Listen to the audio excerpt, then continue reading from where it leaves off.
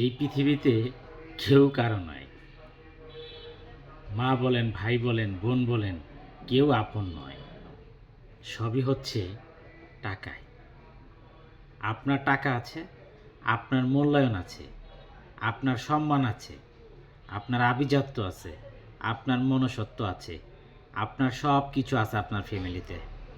দেখবেন আপনার টাকা নেই, আপনার কোনো সম্মান, আভিজাত্য, বংশমর্যাদা, আপনার প্রতিপত্তি কোনো কিছুই থাকবে না। সুশিক্ষায় শিক্ষিতর কথা বলছেন? সুশিক্ষায় শিক্ষিত সেই অর্জন করে যার মনসত্বটা তার অর্জনকৃত হয়েছে।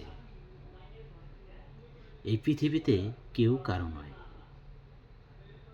আপনি চিন্তা করে দেখেন, আজকে মারা যাবেন, আপনাকে 3 ঘন্টার মধ্যে আপনাকে কবরে শোয়াতে হবে।